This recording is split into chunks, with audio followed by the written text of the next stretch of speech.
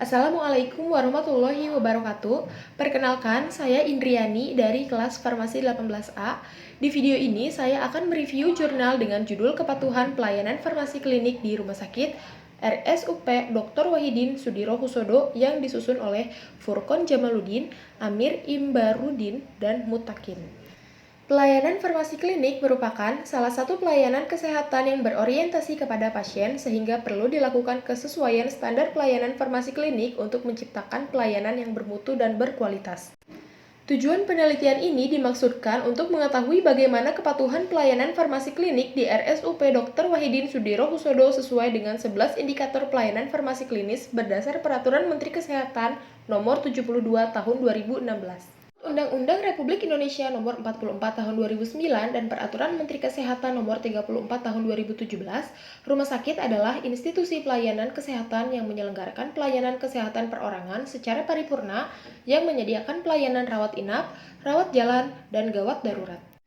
Berdasarkan Undang-Undang Republik Indonesia Nomor 36 Tahun 2009 tentang Kesehatan, pelayanan kesehatan adalah setiap upaya yang diselenggarakan sendiri atau secara bersama-sama dalam suatu organisasi untuk memelihara dan meningkatkan kesehatan, mencegah dan menyembuhkan penyakit serta memulihkan kesehatan perorangan, keluarga, kelompok, dan ataupun masyarakat.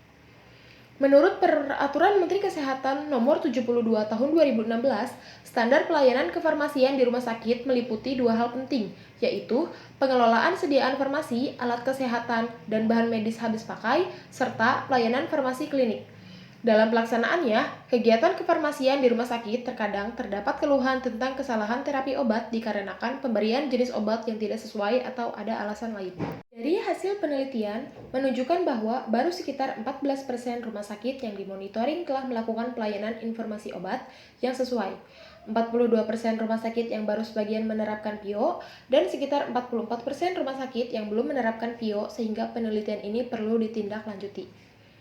Rumah Sakit Umum Pusat atau RSUP Dr. Wahidin Sudirohusodo Makassar termasuk rumah sakit yang dikelola pemerintah dan dikategorikan sebagai rumah sakit rujukan regional berdasarkan Surat Keputusan Menteri Kesehatan Nomor 540-Menkes-1994 sebagai rumah sakit kelas A dan sebagai rumah sakit pendidikan serta rumah sakit rujukan tertinggi di kawasan timur Indonesia. Jumlah tenaga kefarmasian di RSUP Dr. Wahidin Sudirohusodo Makassar sebanyak 140 orang yang hanya terdiri dari 44 orang apoteker. Walaupun Peraturan Menteri Kesehatan Nomor 72 Tahun 2016 ini masih terbilang baru dan jumlah SDM apoteker yang masih terbilang minim, RSUP Dr. Wahidin Sudirohusodo Makassar sebagai rumah sakit rujukan tertinggi di kawasan timur Indonesia sudah seharusnya telah melaksanakan standar pelayanan farmasi klinik ini dengan baik untuk dapat menciptakan pelayanan yang paripurna dan berkualitas. Metode penelitian yang digunakan dalam penelitian ini bersifat kualitatif dengan pendekatan deskriptif. Penelitian ini dilakukan di RSUP Dr. Wahidin Sudirohusodo Makassar pada bulan Juli hingga Agustus 2019. Pengumpulan data dilakukan dengan wawancara mendalam, observasi, dan dokumentasi. Adapun informan peneliti adalah Kepala Instalasi Farmasi, Penanggung Jawab Pelayanan Informasi Obat, Penanggung Jawab Depo Lontara 3, apoteker, dan pasien. Teknik analisis yang digunakan untuk mengolah data kualitatif berupa data observasi, dokumentasi, dan wawancara adalah analisis interaktif. Dalam sistem pelayanan kesehatan, farmasi klinik merupakan penyedia pelayanan kesehatan yang akuntabel dalam terapi obat serta optimal untuk pencegahan dan penyembuhan penyakit. Pelayanan farmasi klinik terbukti efektif dalam menangani terapi pada pasien. Pelayanan tersebut juga efektif untuk mengurangi biaya pelayanan kesehatan dan meningkatkan kualitas pelayanan kesehatan kepada pasien.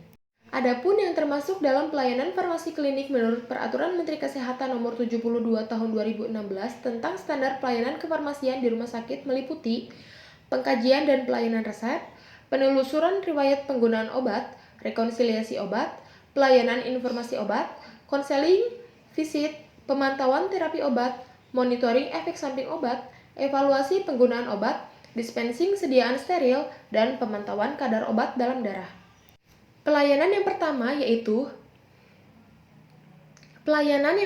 yaitu pengkajian resep. Pengkajian resep dilakukan untuk menganalisa adanya masalah terkait obat di dalam resep.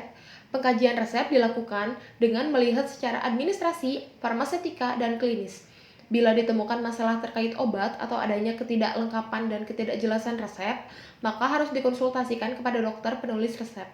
Sedangkan untuk pelayanan resep, pada setiap tahap alurnya dilakukan pelayanan resep untuk mencegah terjadinya kesalahan pemberian obat. Indikator pelayanan kedua yaitu penelusuran riwayat penggunaan obat, yang merupakan proses untuk mendapatkan informasi mengenai seluruh obat atau sediaan farmasi lain yang pernah dan sedang digunakan. Tidak hanya riwayat obat, tetapi riwayat alergi dan kepatuhan minum obat juga ditanyakan kepada pasien. Pelayanan yang ketiga yaitu rekonsiliasi obat, yang merupakan proses membandingkan instruksi pengobatan dengan obat yang telah didapat oleh pasien. Apoteker harus selalu mencatat penggunaan obat, nama, indikasi, dosis frekuensi, dan rute, riwayat alergi, dan efek samping obat pasien. Pelayanan yang keempat adalah PIO. PIO atau Pelayanan Informasi Obat merupakan kegiatan penyelenggaraan dan pemberian informasi, rekomendasi obat yang independen, akurat, terkini, dan komprehensif yang dilakukan oleh apoteker kepada dokter, apoteker, perawat, profesi kesehatan lainnya, serta pasien dan pihak lain di luar rumah sakit. Berdasarkan aturan, ruangan khusus PIO wajib ada di rumah sakit. Yang selanjutnya ada konseling. Konseling obat merupakan standar pelayanan atau suatu aktivitas pemberian nasihat atau saran terkait terapi obat dari apoteker kepada pasien dan atau keluarganya. Hasil observasi diketahui bahwa tidak ditemukan ruang konsultasi khusus di setiap depo dan satelit. Ruang konsultasi obat untuk konseling terdapat di dalam ruangan PIO. Walaupun ruang konseling terpusat di ruangan PIO, akan tetapi apoteker senantiasa memberikan konseling langsung setiap pemberian obat kepada pasien. Pelayanan keenam adalah visit.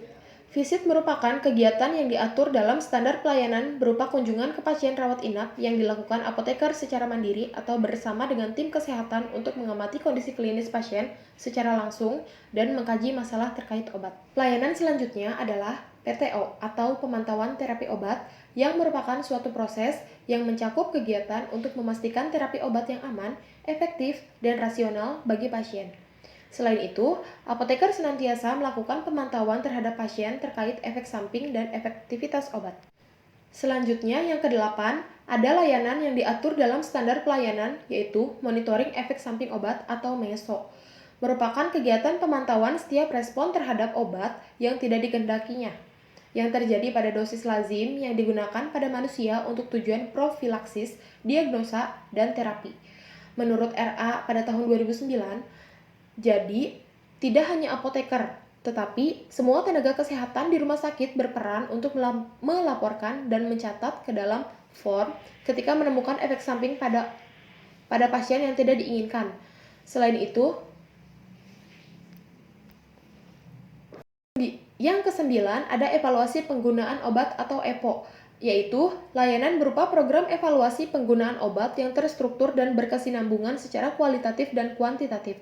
Selanjutnya, dalam wawancara diperoleh pula informasi bahwa apoteker senantiasa melakukan penelitian terhadap pola penggunaan obat dan membandingkan pola tersebut dari satu periode ke periode berikutnya.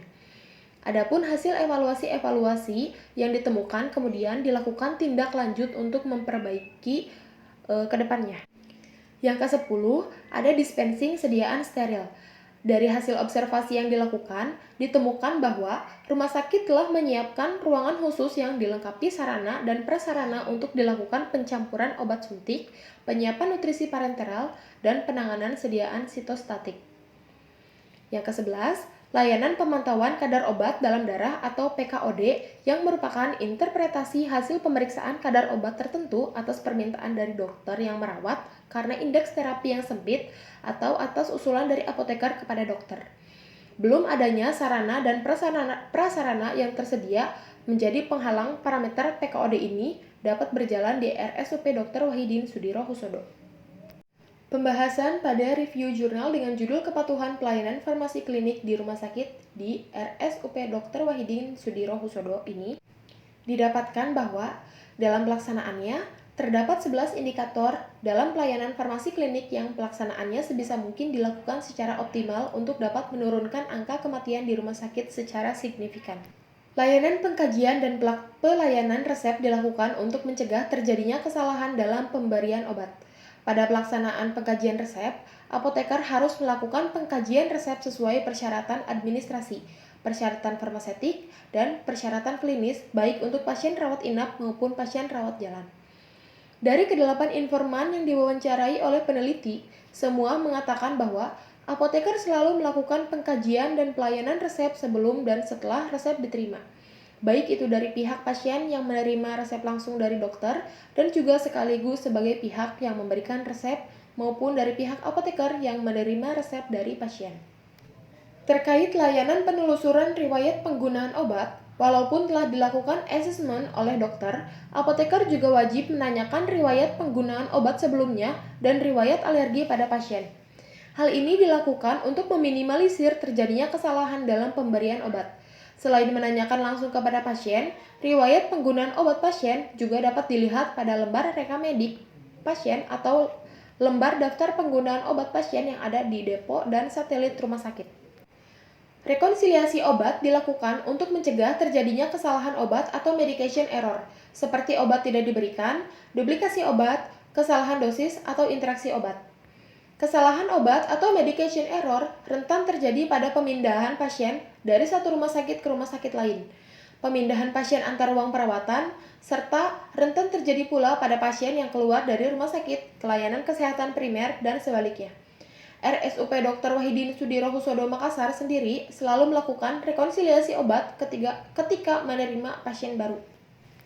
Berkenaan dengan pelayanan informasi obat, ruang pelayanan informasi obat di RSUP Dr. Wahidin Sudirohusodo Makassar telah dilengkapi buku-buku dan data-data mengenai obat.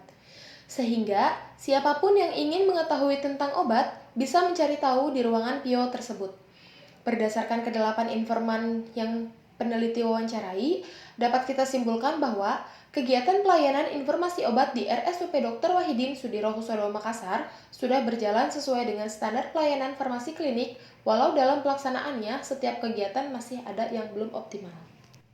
Apoteker memberikan konseling terkait terapi obat yang diberikan rumah sakit kepada pasien, dalam artian bahwa konseling lebih spesifik kepada individu untuk memahamkan kepada setiap pasien yang menerima obat agar mereka menggunakan obat tersebut secara benar. Berdasarkan kedelapan informan yang diwawancarai oleh peneliti, maka dapat disimpulkan bahwa RSUP Dr. Wahidin Sudirohusodo Makassar telah melakukan layanan konseling kepada pasien sesuai dengan standar pelayanan farmasi klinik yang ada. Pada indikator layanan pemantauan terapi obat atau PTO, apoteker dapat melakukan rekomendasi penyelesaian masalah terkait obat kepada dokter jika memungkinkan karena tujuan dari PTO adalah meningkatkan efektivitas terapi dan meminimalkan risiko reaksi obat yang tidak dikehendaki. Rumah sakit mendeteksi adanya kejadian reaksi obat yang tidak dikehendaki dengan berdasarkan form yang telah ditetapkan di dalam indikator layanan kefarmasian klinis monitoring efek samping obat atau MESO. Selain melakukan monitoring langsung pada pasien, efek samping obat yang mungkin terjadi, pihak apoteker RSUP Dr. Wahidin Sudirohusodo juga mengidentifikasi obat-obat dan pasien yang memiliki resiko tinggi mengalami efek samping obat untuk mencegah terjadinya efek samping pada pasien yang beresiko tinggi. Terkait evaluasi penggunaan obat atau EPO, temuan yang didapatkan adalah apoteker di RSUP Dr. Wahidin Sudirohusodo Makassar telah melakukan evaluasi penggunaan obat secara kualitatif dan kuantitatif yang didokumentasikan dalam sebuah form evaluasi penggunaan obat.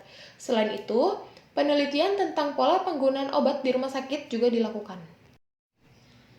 Dispensing sediaan steril harus dilakukan di instalasi farmasi dengan teknik aseptik untuk menjamin sterilisasi dan stabilitas, dan melindungi petugas dari paparan zat berbahaya serta menghindari terjadinya kesalahan pemberian obat. Tidak setiap depo dan satelit harus mempunyai ruangan khusus untuk dispensing sediaan steril.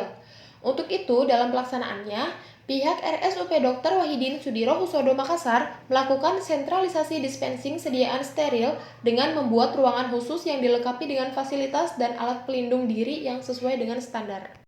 Kepatuhan RSUP Dr. Wahidin Sudirohusodo Makassar dalam menerapkan standar pelayanan farmasi klinik sesuai dengan Peraturan Menteri Kesehatan Nomor 72 Tahun 2016 tentang standar pelayanan kefarmasian di rumah sakit sudah dilakukan dengan baik.